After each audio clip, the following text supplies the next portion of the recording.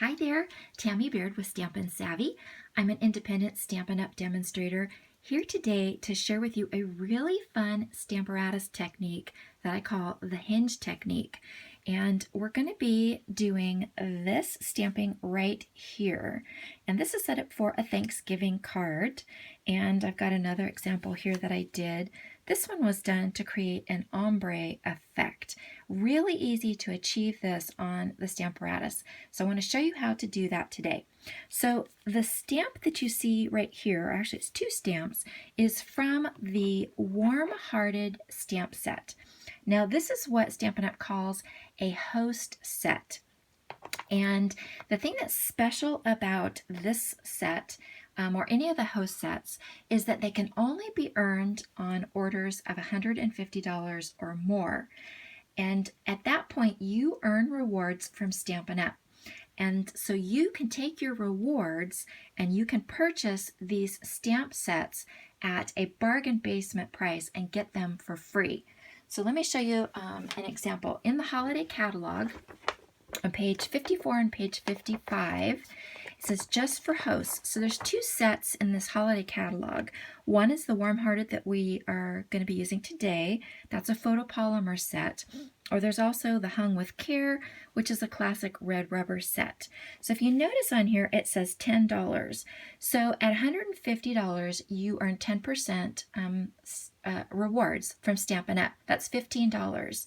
So you can take 10 of those to get this stamp set for free, and then take your other 5 and use it for anything in any of the catalogs. Very, very cool deal. So again, you cannot buy these. You can only earn these with those Stampin' Up rewards. And then in the annual catalog, there is 6 different host sets that you could choose from. And they start on page 226 in that catalog. So Warm Hearted is the stamp set we're going to be using. We're going to be using 2 of the stamps from this set, the Thanks, and then this really cute little accent stamp, we'll call it. So I want to show you how to set up, how to do this. So we're going to bring in our Stamparatus, and we are going to be using a piece of very vanilla cardstock, and it's been cut. It's 4 1/4 inches high by 3 1/4 inches wide. And I have here a piece of the new grid paper, already well used. This is a new accessory to the Stamparatus that Stampin' Up just recently came out with, and you get 50 sheets to a pad. It's imperial, or inches on one side, and then it's got metric on the other. And this is what's going to help us to get perfect straight alignment of our stamps. This is really an integral accessory that you're going to want to get. And here is a special that I just shared in my newsletter. If you don't have the Stamparatus yet and you order it through me with my current rewards code for this month of October, I will send you a free pad of the grid paper as a gift from me. So, great offer. So what I've got here is I've got my spacer set up here just because I don't want to have this right up against the edge. I like to have a little space. So what I've done is I've taken my piece of paper and I brought it in, took my pencil, and I traced where the paper would go because I need to know what the width is. And then what we're going to do is we're going to use the grid lines to set the stamp up so that we make sure that we get it straight.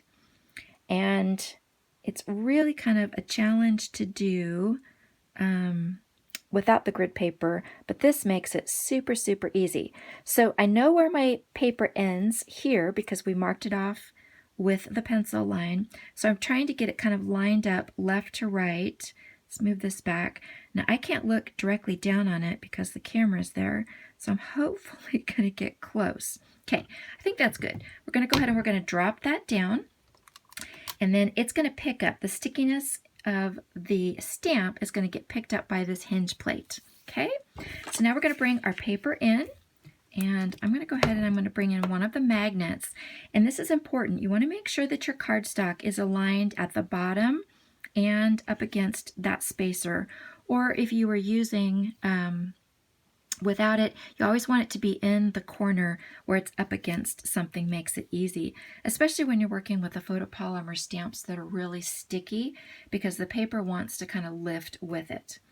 Okay, so in this card, we're doing crumb cake, cherry cobbler, and blackberry bliss.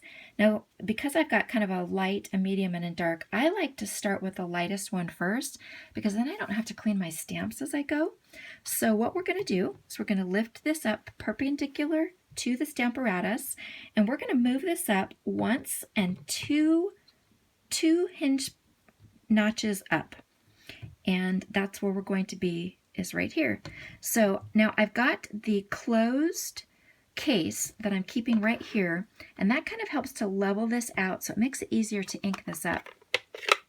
So this is crumb cake, and we're going to go ahead and we're going to just give this, make sure we got a good inking on it. I'm going to drop this down, and I've got another tip that I just discovered, and I really like it. What I was finding is that as I would try and rub on this, my hand kind of resists, and it wasn't really very easy.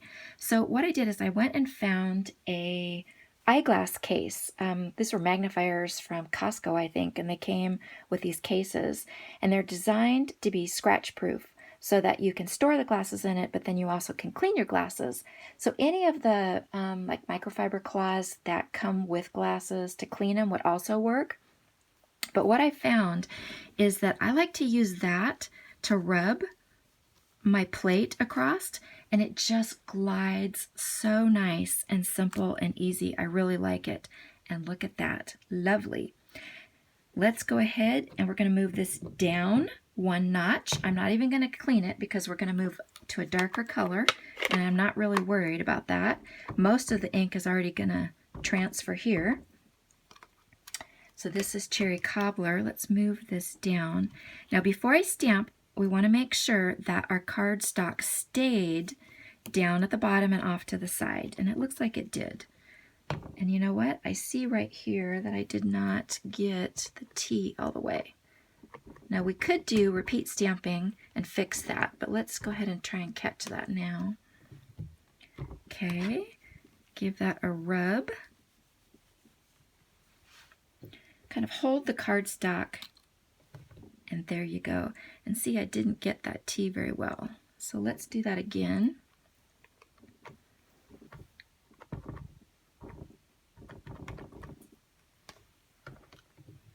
And we'll just kind of lightly do that. And we're going to go with that. It's going to kind of absorb in, so I think we'll be okay. Now I have quite a bit of ink still left on this, so I am going to wipe this off. I just re-inked my cherry cobbler Stampin' Pad, and I got a little bit too juicy. Okay, so let's go ahead, make sure that's dry. Okay, we're going to lift it up and we're going to drop it down to our last hinge where we started from. And we're going to go ahead and do Blackberry Bliss. Okay, and making sure that's still down in the back, or down in the bottom here. Move that out of the way and give that a rub. And there you go. And I did not do a very good job on that at all, but no worries. Make sure it stayed in place. Let's go ahead and re-ink this one up. And it's very possible that I need to re-ink my Blackberry Bliss because I have been using it a ton lately. It's also possible that it didn't rub well enough. Now you notice I got a bunch of ink on the pad, or on the plate here. Don't worry about that. Because of the depth of the stamp, it keeps it away from your project, and so you don't have to worry about that hitting your project. Well, it got everywhere but that T. So let's do it a third time. Could just be the angle of my hand too, that could be the problem. Okay, so again, make sure you're in place before you do that.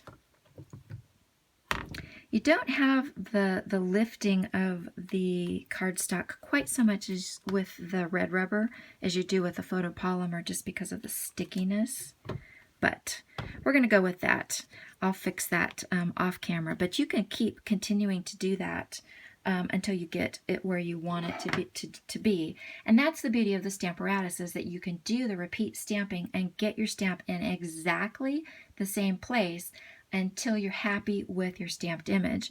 If you were trying to do this on your own, you probably would not be able to do this very well and would end up wasting supplies. And that's one of the benefits of the Stamparatus, is that it really does save you in the long run.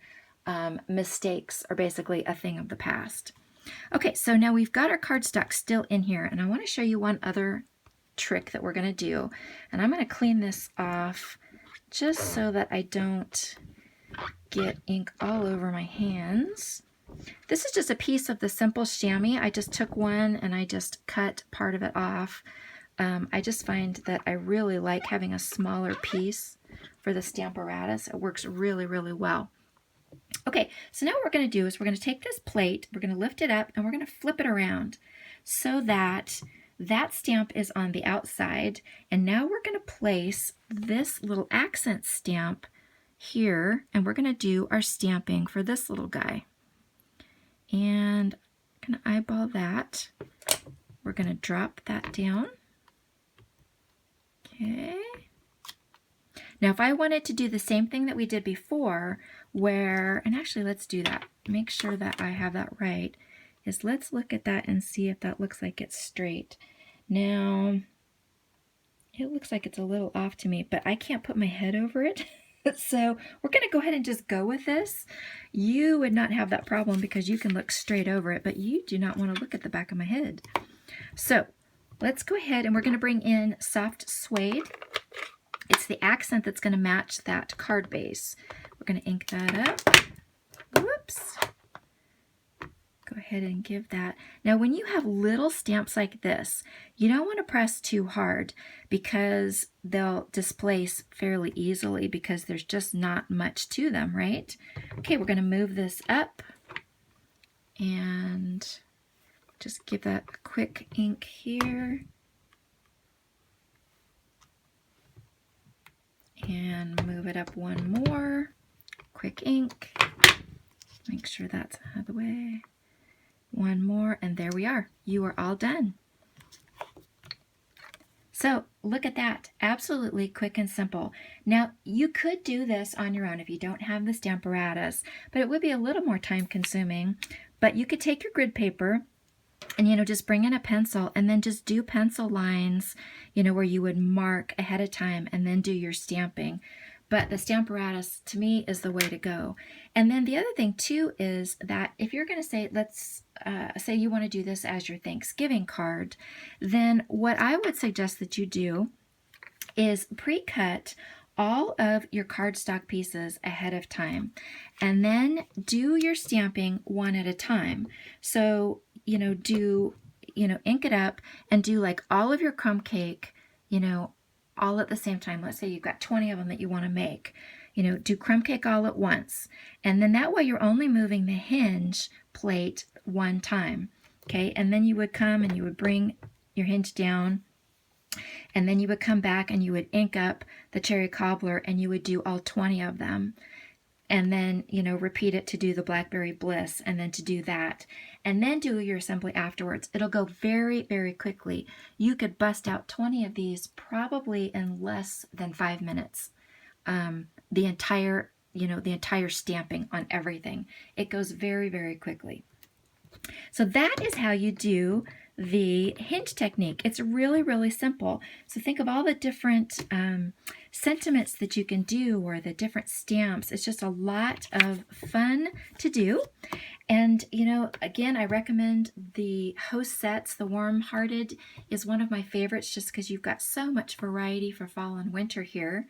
If you don't have the Stamparatus, then order it before the end of October. And like I said, I will send you the grid paper for free as a gift.